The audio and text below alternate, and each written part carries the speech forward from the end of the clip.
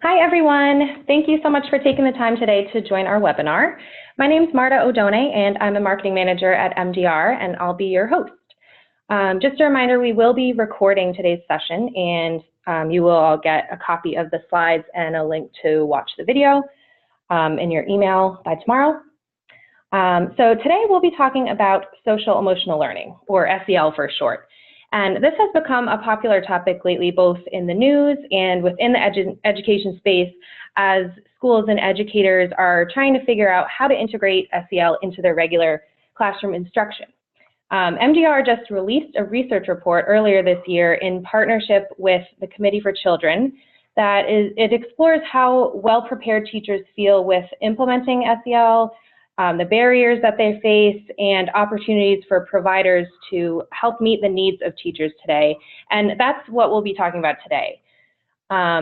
We also have a fun little surprise for you all. So at the end of the webinar, we're going to be randomly selecting 5 lucky attendees to receive a free copy of this research report, which is a $1,500 value. So the only thing is you'll have to stay all the way to the end of the webinar in order to qualify. All right, and with that, I'm going to introduce our speakers today. So we have 3 panelists with us, including 2 guest speakers from the industry. We have Dr. Annie Snyder, who's a senior learning scientist on the Applied Learning Sciences team at McGraw-Hill. We also have Andrea Lovenhill, who is in client relations at Committee for Children. And we have Maureen Hance, who is our market insight product manager at MDR. And you may have heard or seen Maureen speak on some of our other webinars or industry conferences or some of our customer events. She's one of our frequent speakers. And with that, I'm going to go just quickly through the agenda. So we'll start out just giving kind of an overview on some of the recent research on SEL, including giving some key findings and highlights from our insight report on social emotional learning in schools. And then we will go over some how to support schools with implementing SEL. And then Annie will wrap up with giving some examples from some partnerships and collaborations that McGraw-Hill is doing. And at the end, we will leave some time for Q&A. So you guys can feel free to type in any of your questions into the Q&A box that you can find. It should be on the bottom of your screen. We will try to get to as many as we can at the end of the webinar. If we don't get to any, don't worry, we will be sharing our contact information, and we'll be sure to respond back to you guys with any unanswered questions. And that there is also a chat function within the Zoom webinar panel, but we would prefer you to use the Q&A box just so that you can submit questions anonymously if you want to, and it also allows us to respond directly back to you if you have any quick questions about anything during the webinar.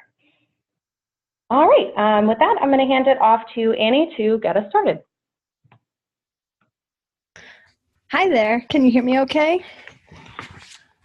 Yep, we can. Awesome. Thank you so much for the opportunity to talk with everyone today. I'm really excited about this topic. My role at McGraw-Hill Education is as a secondary academic researcher. My job is to really dig deeply into the peer-reviewed scholarly literature and think about how we can apply this research to the work that we do at McGraw-Hill. And I can tell you that right off the bat, this is the topic that first really kind of hit my plate because it was springing up everywhere in every domain, every content area. And I find it really interesting because I hear lots of questions about this, like, is social and emotional learning a fad? Is it a new thing? And the answer is, it's not new. I think all of us humans sort of fundamentally understand that whether we're sitting in a classroom or whether we're not, we're feeling things. We have feelings. We're interacting with others. We are behaving. Even if we're just sitting and listening, that's a type of behavior. So instinctively, we all know that our behaviors and emotions affect what happens in the classroom. So is this new? No, and it's also not a new area of studies. The experts at the Collaborative for Academic, Social, and Emotional Learning organization, probably the most notable organization in this field at the moment, they've been doing this work since 1994. So they have been studying at facets of this for a really long time. But perhaps because of some of the changes due to ESSA, we have new reform movements and new models of thinking about education, such as MTSS, multi-tiered systems of support. Some of these things have called for a more holistic view of what's happening in the classroom. And so university researchers who are studying what's happening in schools picked up on this and began really looking at this in a focused way across all the content areas and across all ages. So I've seen research among preschoolers, and I've seen research all the way going up through the university years and beyond. And so that's why now in the news headlines, practically every day, as you can see here, there are new headlines announcing something about social and emotional learning. So it's an old idea, a well-researched idea, but it's really only now gaining attention kind of nationally. We can keep going. On the next slide, this is just a tiny, tiny list of some of the known benefits of introducing social and emotional learning instruction into the school setting. There are many more bullets that I could have included on here. People have also been studying this longitudinally, which means looking across time. So what are the outcomes when a child is 5, when that child is 10, and all the way into later on in the workplace. We know that when we provide explicit instruction, we see short-term gains. It's not just that kids are behaving better in school, but they actually perform better academically as well when we are introducing these skills. And if you think about it, it makes sense. We can learn better if we can engage with each other all in a better, more positive way. Same thing, we have evidence that there are fewer school suspensions, fewer trips to the principal's office, fewer detentions, and later on, higher graduation rates. Kids who receive this sort of programming when they're young also tend to do better in the workforce and have higher income levels when they're young adults. But the question then becomes, teachers are already under a lot of pressure. They're expected to meet standards. They're expected to keep track with pacing charts, data assessment. There's so many things that are happening in the school day, not to mention that there are lots of kids. I mean, I don't know how many of you out there are teachers, but if you've ever been in the classroom, there's a lot going on in any one given moment. So the question becomes, how on earth do you do this? And for a while, especially at the beginning, the answer was with standalone programs. So basically, and some of us on this call may even remember some of the beginnings of these programs. They were short, usually either assemblies that would happen in schools, or longer programs, but you might in the classroom get half an hour a week, usually focused on a single topic. And those sorts of programs are effective, whether they are happening in the school day or in their after-school settings.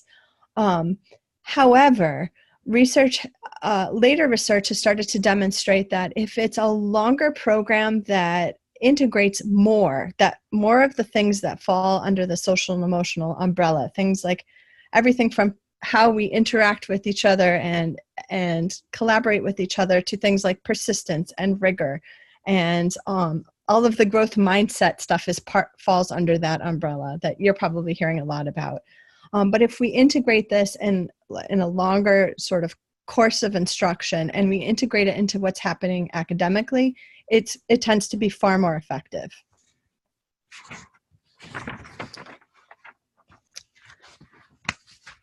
If we can skip ahead to the next slide. So I just wanted to talk briefly about the very first study I read in this space because it was kind of the foundation of my own journey into this research. And if you haven't done any digging in Google Scholar, I highly recommend it. There's an explosion of fascinating research out there. But one of the first studies I read came out of a grant from the Institute of Education Sciences and the University of Florida. And it was Professor Ann Donnick who was the principal investigator on this study. And she was working on a grant investigating how to integrate a social and emotional learning program into a preschool literacy program. So really young kids. And the study that I read was actually just about a pilot they had done, some of the pilot research. And I just about jumped out of my seat. This was the first study of its kind that I had read. And it's, looking back, it seems obvious now that of course we could do this. But at the time I hadn't seen anything like this. We could use the literature that we're already presenting to preschoolers, teach them the academic content skills that we want them to learn, talk to them about the content, but also use any of the social and emotional learning topics that may be part of whatever literature is chosen to help address those things at the same time so that we're not losing instructional time. It is integrated into the school day, and that there are many, many touch points throughout the school day to refer back to or to practice these skills with kids. And previous programs had been sort of at point of conflict sorts of programs. So when something had already gone wrong, that's when SEL programs used to be implemented. This was a more proactive approach saying, we need this throughout the whole course of school. So I particularly loved this study. If you can find any of these studies, I think you might enjoy reading them. And then later on, much later on in 2018, and we can skip ahead to the next slide, at McGraw-Hill, we conducted a survey of 1,100 parents, teachers, and administrators, just to kind of get a feel for what was happening. Has SEL already transformed the educational landscape? And the answer was yes. People were really aware of social and emotional learning and the potential benefits. They were interested in integrating SEL into academic learning and very much understood that it was as important to student outcomes as academic learning. But the survey also suggested some other interesting things that really help us understand kind of where we all need to go next in this journey.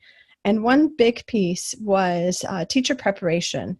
Teachers are feeling like they know that we need to do this. They really want to integrate SEL into instruction, but they're not exactly sure how. And so I think that's an area of potential future work. Also, one thing that we like to continually survey too is what particularly should we be tackling and when in terms of that umbrella and our existing academic content instruction. And I think we can look forward to a lot of new research in this area as well.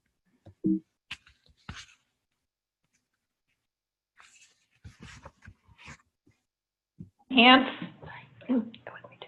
Oh, should I talk now? Okay.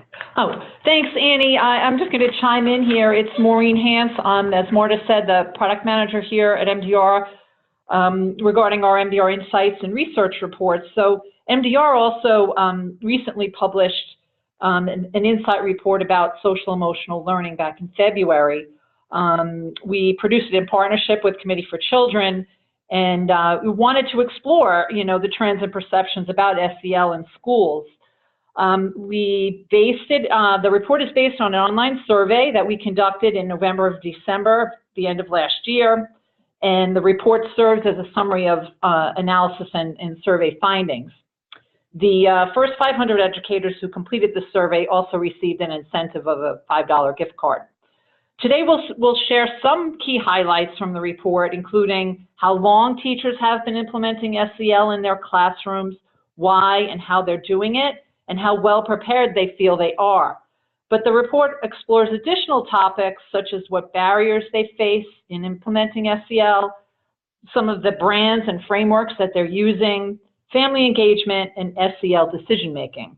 Each chapter of the report offers key takeaways, providing valuable insights for you. With districts placing increased importance on SEL and including this area in strategic plans, the outlook for providers of SEL resources is really strong. Demand can be expected to grow, not only for SEL curricula, but also for professional development and assessment tools. So just want to take a quick look at the profile of respondents. We deployed the survey to over 1,000 teachers entered the survey, as well as support staff. Over 500 of them, 530, actually qualified to continue and complete the survey, as they indicated they were actively implementing SEL in their schools. So the report is based on this 530 subset. By grade level, 65% of them teach in elementary schools, 20% were from middle and junior high, and 15% of the respondents were from high school. And this sample mirrors the K-12 universe. 80% of the respondents were from large districts of over 10,000 students. Half of them were K through 6 classroom teachers. A third of them were core subject areas or special ed teachers, and about 15% represented staff, including guidance counselors, library media specialists, and school psychologists. So the MDR survey, one of the key findings, supports what Annie mentioned earlier in that SEL is certainly a growing movement in K-12 education, especially its integration with academics in the classroom. So again, Annie mentioned traditionally SEL was kind of a domain of social workers and counselors and geared towards specific groups of students, maybe at that point of conflict. But now education leaders, district leaders are seeing that incorporating SEL in the classroom can certainly benefit all students. So classroom teachers are making that happen.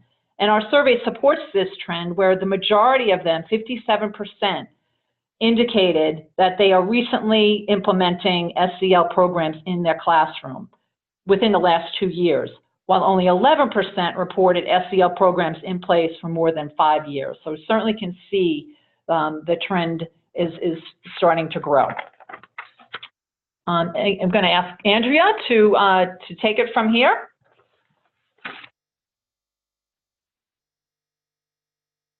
Hi there, everyone. I'm happy to join you to talk about my favorite subject, social emotional learning. My name is Andrea Levenhill. I'm with Committee for Children. We are a 40-year-old nonprofit and the largest provider of social emotional learning programs for the U.S. You may be familiar with our flagship program, Second Step. It's currently reaching over 15 million children annually in the U.S. and is used in 70 countries. And over our time working in advocacy, policy, and developing programs, we've built deep relationships with schools. We conduct a lot of our own research, and I want to cover some things today that's based on that research that is very aligned with the MDR report as well. And we'll start with some market expectations. Next slide, please. So there's quite a bit here, and I think that as SEL is maturing and that more and more schools are seeing the benefits of it and wanting to bring on solutions, these market expectations are actually firming up into kind of developing needs for every school that wants to look at an SEL program or training. And I'm going to start actually in the bottom right with professional learning, because I think by and far this stands out as one of the big needs that most of our clients and a lot of those seeking out social emotional learning solutions are saying is prevalent in what the teachers want, what the administrators want, and actually what is best for students. And in professional learning, we're talking about really giving classroom teachers whose domain may or may not have been social emotional learning in the past, deep understanding of the subject, and also strategies for teaching it, ways they can model and reinforce the skills for students, and also how they can, take on exploration of their own social emotional learning and awareness, so that they can, provide these programs in a way that is consistent and helpful for every student. I'm going to move to the left and talk about customization and adaptability. Most schools feel that the programs that they take on need to be flexible enough to adapt to their context. That means it works for their students in their building, for the way that their day goes, for the way that their classroom teachers like to work. And that can prove tricky for program providers because, of course, we want to design something that we know will work according to the research. But schools, continually say to us that they do need to be able to customize programs to deal with in-the-moment situations, to reflect their students and the needs of their staff. I'm going to go to integration. I think integration is a catch-all for a lot of things that are expected now in the market. For instance, if you are using a technology-enabled program, it is going to have to integrate with those other systems and adhere to the requirements there. It needs to integrate into the school day in some way. There has to be a way that they can get these skills to kids that doesn't create, an undue tax on the teacher's time. And it also needs to integrate with what they're already planning as far as strategy, the standards they're trying to align to. So that is huge for schools right now. Further integration is in the academic space. So if we look at academic connection, most schools that we are working with and that we've seen in the research are saying that they need ways to integrate into academics, whether or not that means it is actually part of a core subject. They probably do want something that allows them to create activities in other subject areas that are related to social emotional learning. But there's also a need for explicit instruction, and that has been clear to us both in the research and from school expectations. And moving to the top, school-wide supports. So the school is really looking for something that can help their entire community. So staff, parents, educators in the classroom, and the students. And so there's a real need for communication that can go across the school, common language, everyone to understand their role in supporting the social emotional health of their students. Family supports are also something that, for a long time has been needed for any new program entering a school. But I would say that there's an additional onus on the family supports for social emotional learning because the families that they're working with may have different values, different expectations of their children, and having conversations around social emotional health can feel tricky for educators who are not used to doing that. So where we can provide additional family support is much desired. Finally, there is the call for evidence-based programs in this space. They want some assurance that the program that you're providing is research-based or the solution that you're providing is research-based, and that you are gathering evidence that it is working and getting the right outcomes that they want for their kids. One of the things that can influence that is that customization and adaptability piece. I think especially with digital programs, this is a hard area to be in and gather the evidence and then not break it through, changing the program or allowing them to adapt or customize. Okay, we'll move to the next slide. I also want to go through a few common implementation challenges. The first will be no surprise to anyone working in education. They're the usual suspects of time and money. And this is always a challenge when a school takes on a new program of any kind. It's really, can they put the funding toward it, and can they help their teachers get the time to teach it and to really understand what they're doing? Luckily, we're in a fairly good funding space for social emotional learning right now. There's federal funding available. Title I, II, and IV are funding pots. There are local grants that are cropping up and statewide initiatives. So there is money out there for those who can seek it. The schools and districts that I encounter often need help in locating and utilizing that funding. I'll say that another challenge is training and buy-in. This becomes especially true at the upper grade levels where teachers may be more subject specific, in early learning spaces and in elementary. It's often true that social emotional learning is baked in to some of what the teachers are teaching there already. So training can exist as a piece to gather buy-in for teachers. We also recommend that there be a sort of buy-in assessment as schools are taking on social emotional programs or solutions, because you really do need the support of staff. Again, it's most effective if this is something that's supported school-wide. Now, leader engagement is key. That can really help with the fidelity of a program being implemented. It can really support those teachers and their buy-in. So there definitely needs to be school leader involvement and engagement for you to have a successful implementation.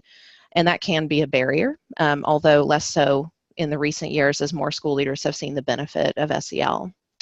Family engagement comes up as a challenge quite frequently, I think, in general, not just in the social emotional learning category.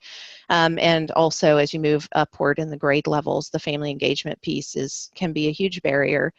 And somewhat relatedly, that kind of cultural responsiveness of the program or the solution or the training that's being brought in, does it take into account the needs of each student and their identities and their backgrounds? That's something that's becoming quite a concern.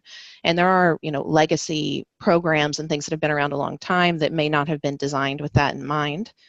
Finally, I'll say alignment. Across the board, there's so many different things that social emotional learning is expected to be able to address, and this is spurring people to expect alignment in different areas, maybe state standards, maybe local strategic initiatives, alignment with other programs and frameworks that they're using. And without that, it can be really hard for them to get the buy-in from, or the support for funding from the district or from PTAs or things like that. So let's move to the next slide. So I know Maureen has more information about why schools are looking to implement SEL, so I'll turn that over to you, Maureen.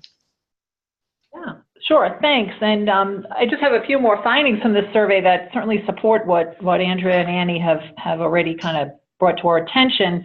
One question we asked the survey respondents was, why are they implementing SEL?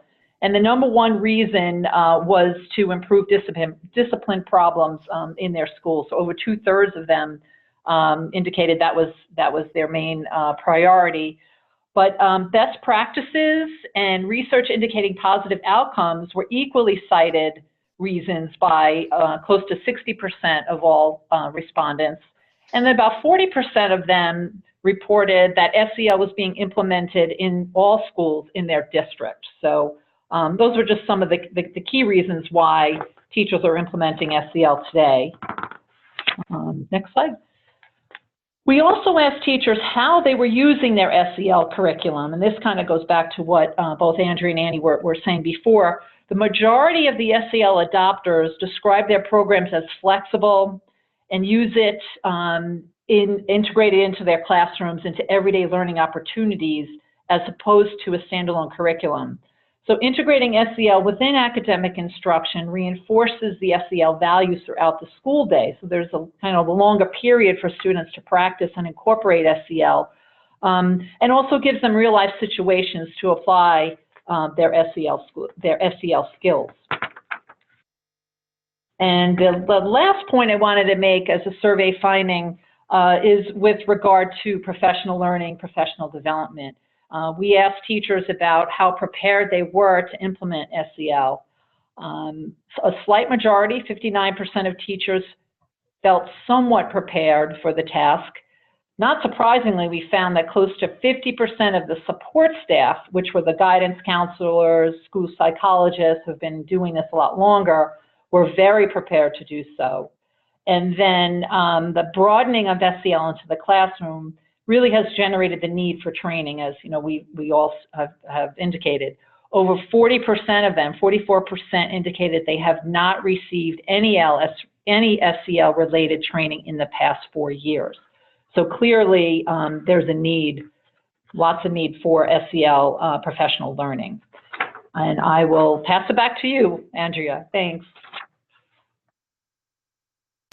Thanks, Maureen. And if there is any doubt about the opportunity at this point in professional learning, I would be surprised. So one thing to remember in that I'll just sort of cover that we haven't talked about yet is that there's still this preferred kind of in-person model of training facilitation and professional learning by schools. I think in this area, there's also a likelihood that they'll want ongoing coaching, and that can be costly and time intensive, so kind of keep that in mind as we move forward and think about strategic partnerships and what some may do well around professional learning versus providing curricula or data and assessment. Now, in the data and assessment category, I mean, as SEL becomes more mainstream and classroom-based SEL is a bigger desire, schools are naturally seeking out assessment solutions at a growing rate, and so we've seen a real uptick there. There is a need for, of course, assessments across the board, formative and summative. A lot of schools are looking for kind of a baseline needs assessment. They're looking at data around implementation and fidelity of implementation. They're looking, to measure growth and social emotional competency of their kids, and there are some, good validated assessments that are out there. But I think those can sometimes be difficult to translate into, action regarding the solution or program that you might be using. So there's an opportunity in that space, and it's a growing opportunity. Family engagement, again, I'm going to feel a little bit like I'm singing the same song, but there's such a need here. And again, not only in social emotional learning. Family engagement is, a huge focus of schools moving forward. There are new pots of funding available to increase family engagement. And I think, what better way to have those discussions than to think about the social emotional health of the children that both the educators and the families are taking care of. So major opportunities there. And then I just wanted to call out clarity and alignment, because social emotional learning was developed as an umbrella term, and that's just grown. There's so many things existing under the term social emotional learning, and I think there's an opportunity in helping schools and districts really understand what are they trying to achieve, and how can they achieve it with what pieces of social emotional learning, be it professional learning or programs that are provided, because some things are only growth mindset and they call that social emotional learning. Some things are mindfulness and they're calling it social emotional learning. So I think it's really important to be transparent and understand where you fit and other programs and solutions fit, and that you can align with the needs and plans of the given district that you may be working with. Next slide, please. So I'm going to spend just a couple of minutes on strategic partnerships before turning it back over to Annie to actually talk about a partnership that they've developed at McGraw-Hill. You can go to the next slide. I would just say step one in our strategic partnerships is you need to think about why the districts are seeking SEL solutions. And earlier we saw that, and I think a majority of the respondents were classroom teachers. They were talking about discipline problems and addressing discipline problems. I would say that is true, but not the ultimate why, and that can exist in a lot of different forms for districts. So is it really behavior management? Is it bullying prevention? Do they just believe in the intrinsic value of social emotional health? Are they looking at 21st century skills, suicide prevention, academic success? There are a myriad of things that districts, seek out these programs or solutions to do. And it's important to understand, what they're really looking for as you look at partnering to fill the gaps that are out there. So we can go to the next slide. These are some of the things that I'm seeing as far as partnerships developing in the space.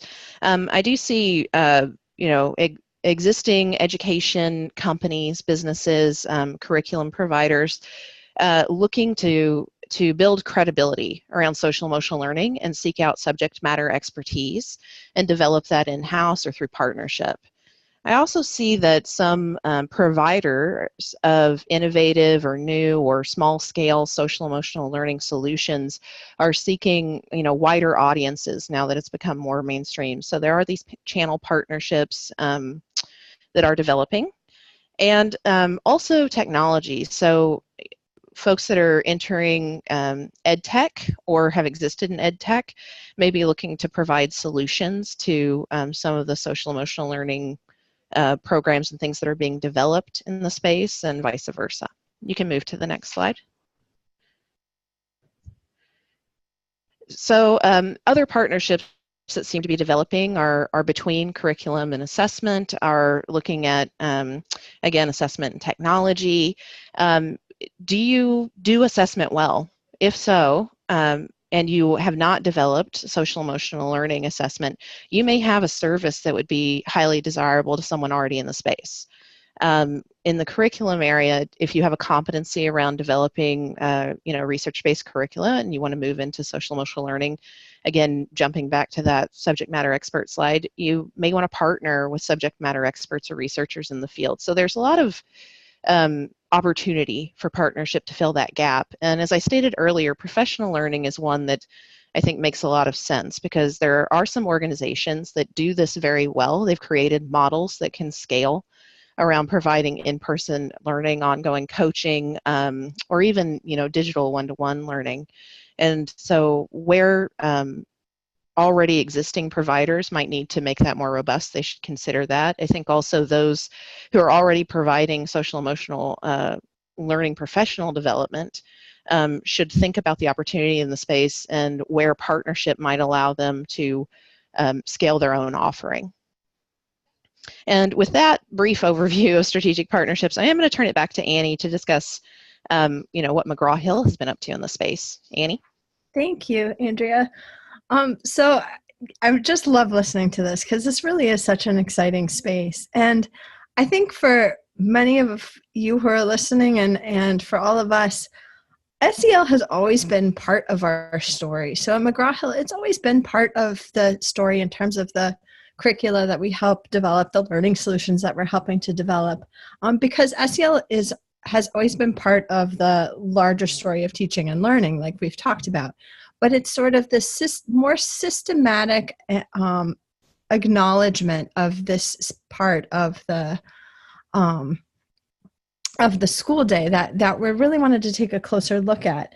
And so if we go to the next slide, this is kind of a joke, but kind of not, which is we sort of got a bit meta about it. I think all of us who are thinking about this need to get a bit meta about it and think about, okay, we want to teach students how to engage in these skills, like how to collaborate positively, but we know that social and emotional learning happens throughout the entire lifespan. And so we need to exercise some of these skills ourselves as much as possible as well. So, we are always asking ourselves, how can we collaborate? And so we always try to collaborate with learning solutions. But for this particular one, we really wanted to talk to another organization that's been successful at helping develop SEL skills for a long time. And there are many out there. But if we advance to the next slide, one of these organizations is Sesame Street. And they are celebrating their 50th anniversary this year. And as they say, they've been dedicated to helping kids grow smarter, stronger, and kinder through research-based approaches to learning. And a huge part of what they've done in the early childhood space has addressed lots of the skills and competencies involved in social and emotional learning for a really long time. So in July of 2018, we were so proud to announce our new relationship with Sesame Street, in which we work together to bring the research-based Sesame content around social and emotional learning into pre-K and elementary school classrooms throughout the country. So in our new integrated Wonders literacy program, social and emotional learning supports are built into the instructional sequence. In pre-K and kindergarten, for example, the program now includes things like circle time videos that connect SEL skills to real life with the help of their familiar Muppets such as Elmo and Cookie Monster. And SEL content is also integrated into the older grades, building upon and linking with the already existing academic content in there. Literacy instruction is full of possibilities, as we talked about earlier, for building SEL into the school day, whether it's through the stories students and teachers read to practicing SEL skills together, to even things like perseverance when engaging in challenging reading and writing tasks. But if we go to the next slide, our Sesame partnership is one part of our larger SEL picture.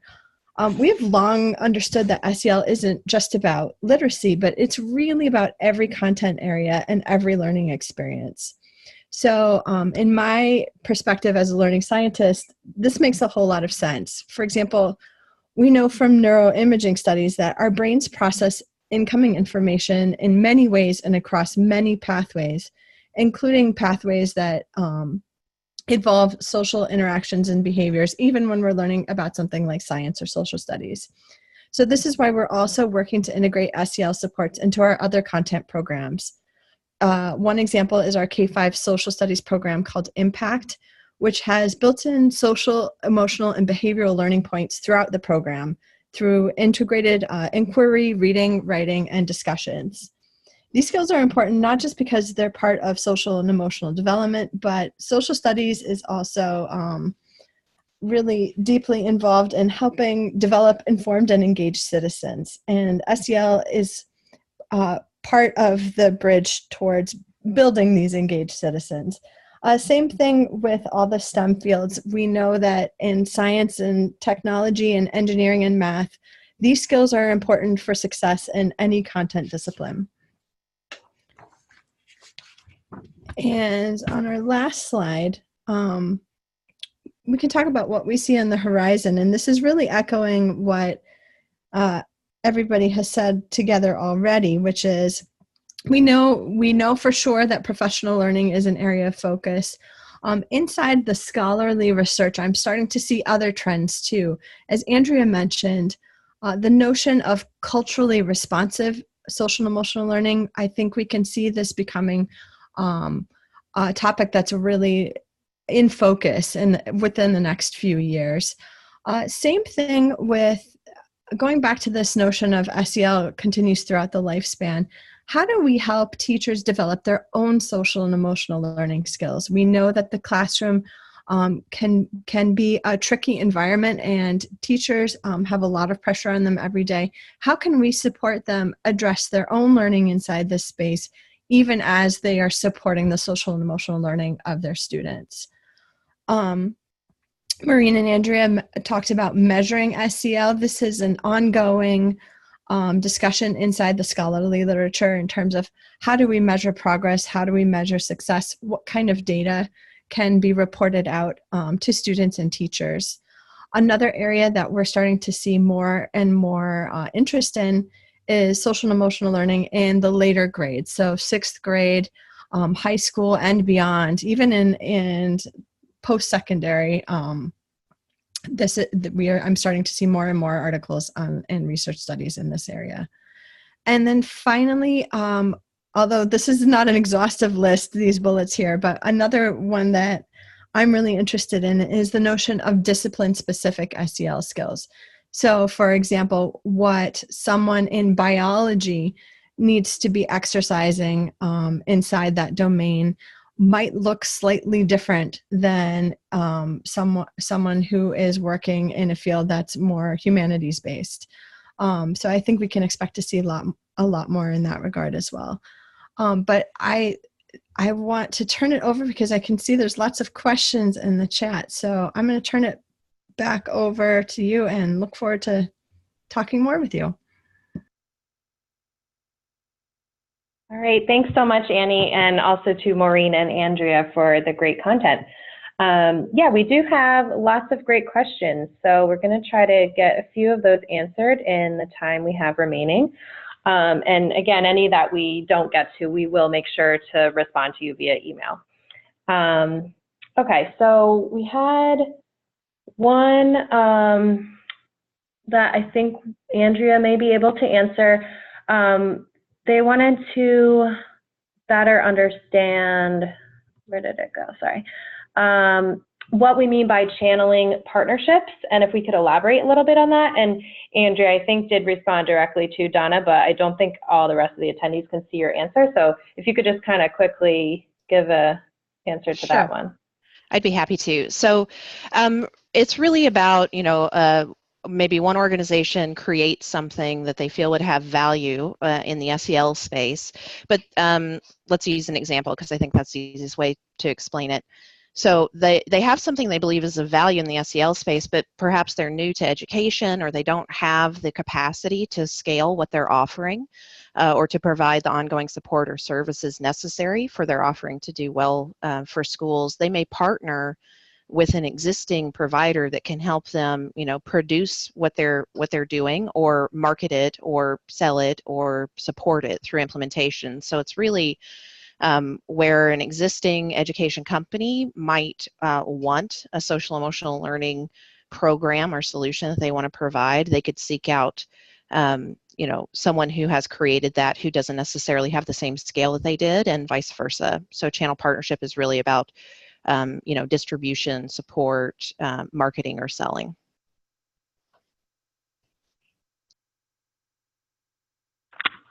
Great, thank you, Andrea.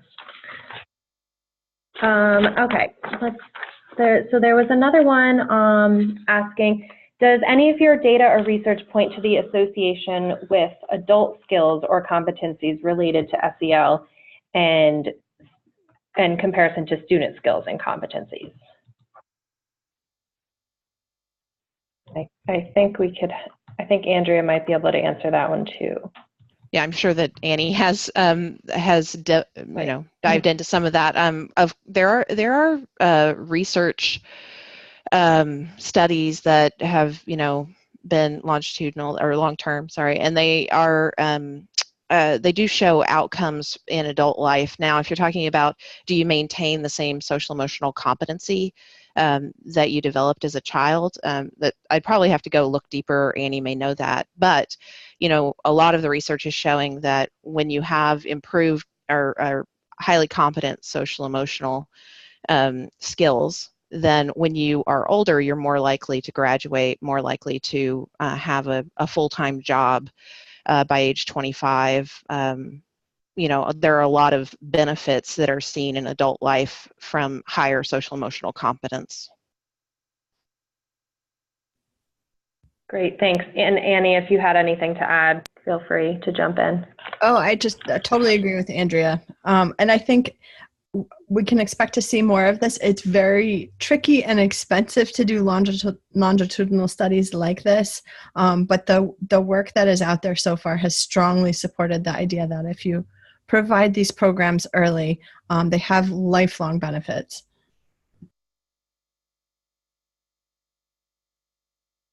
Great, thanks. We have another question. Andrea mentioned a little bit about federal funding for SEL programs, and Mary is asking, where can I find more information on SEL-related funding available to Title I schools? I think Maureen can probably answer that one. Yep, I'll chime in here.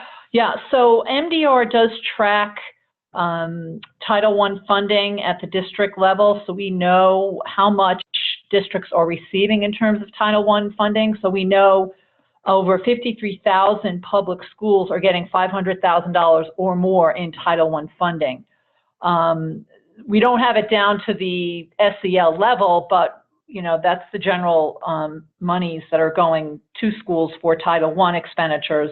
And then Title II, which is for the professional development, we track that as well.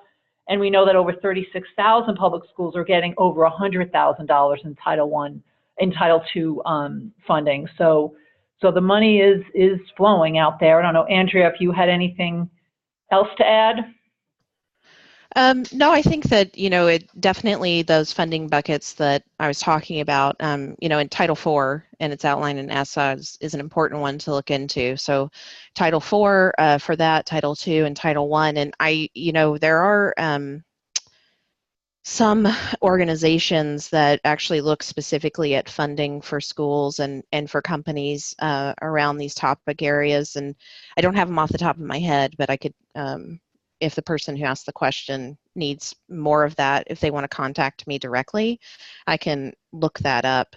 But those are the big buckets that are out there that people are accessing. And I think, the other thing that's important to recognize is think a little while ago they talked about on Ed Week, they did an article about how the state ESSA plans were not including social emotional learning factors as the factor, that kind of non-academic factor.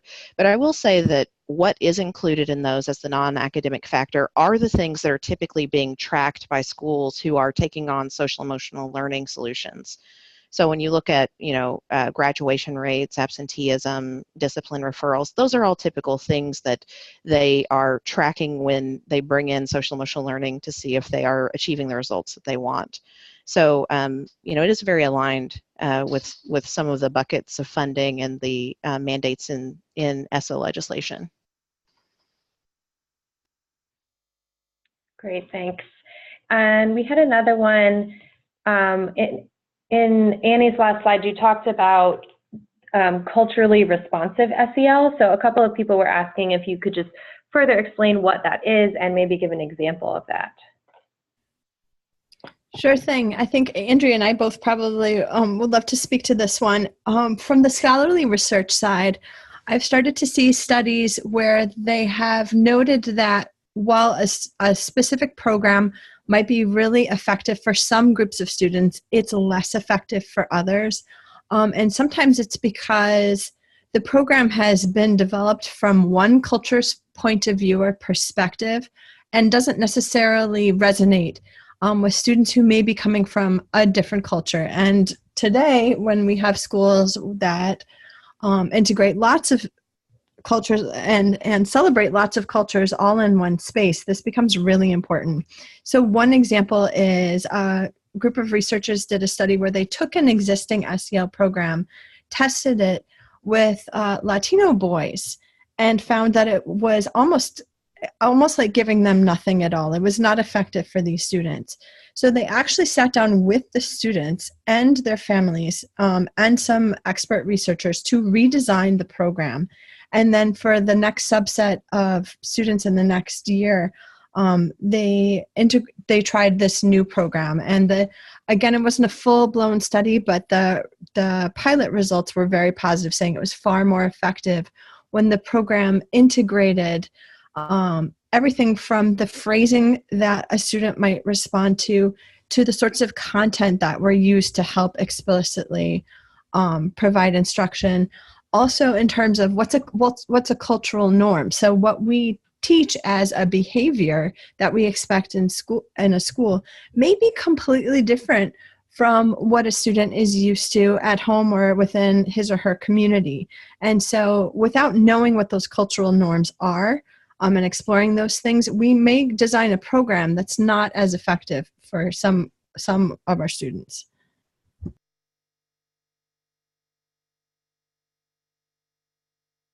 And Andrea, if you had anything to add. I'm in total agreement with that. That was an accurate representation. Okay. All right. Hannah asked another question. How are SEL programs currently measuring success? I can, Andrea. Yeah, I can take, Okay. what I'm sort of typically seeing. So I would say it's varied. Some really take it on with rigor, and they are using, validated assessments. They're doing baselines around the kids' social emotional competencies. They're measuring growth across the year. They're, evaluating the implementation of the programs that they're using, the effectiveness of their training, the usage by teachers of the resources they're providing. There's some that are kind of all in, but I would say it's still kind of a check the box for a lot of folks, and because it can be difficult to take on a new kind of form of assessment and expect teachers especially to do any sort of observation or evaluation.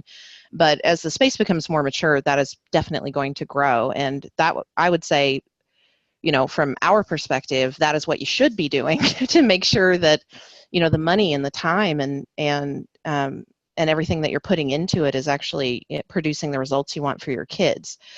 But a lot of schools are tracking what they're already tracking, office discipline referrals. They're tracking, attendance rates, student engagement. So things that they've already built into their systems that are easy kind of indicators of if they're moving the needle are being tracked, but that's a bit disconnected, and so I think there'll be more rigor behind that as the space grows.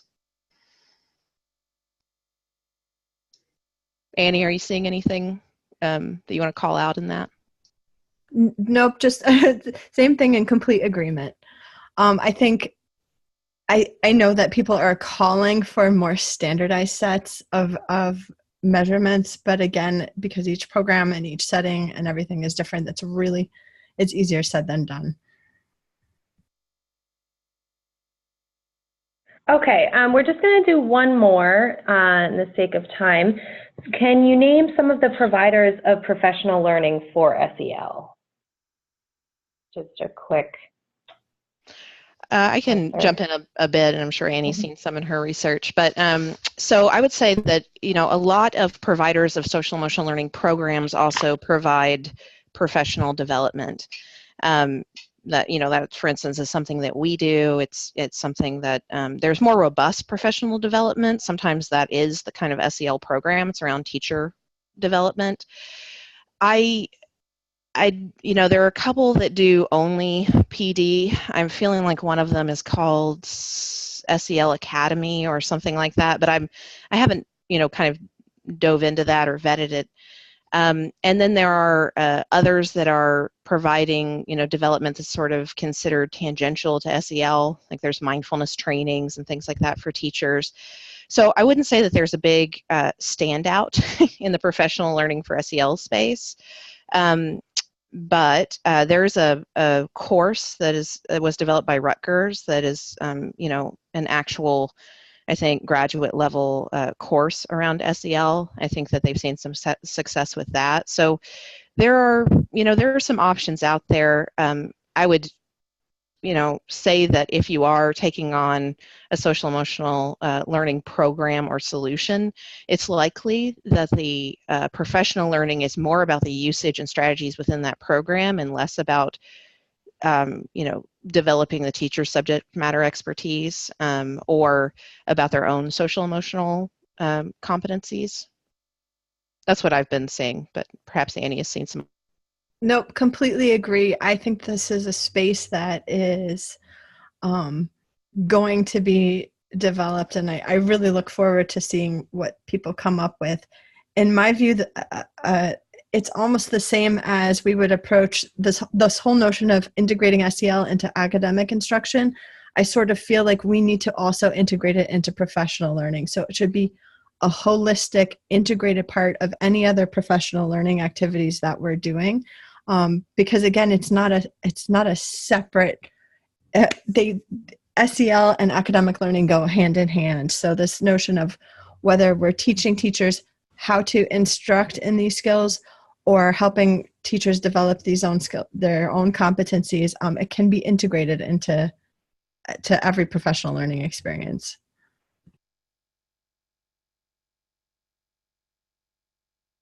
Okay, and we're just about at the end of the hour, so thank you all so much for all of your insights to our presenters, and thank you attendees for sticking with us and for submitting all your questions.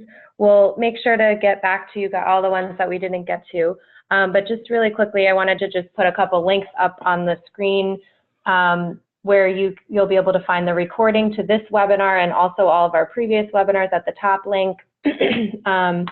And then the next two links are to get access to the Social Emotional Learning in Schools report, and also a free infographic is the one on the bottom.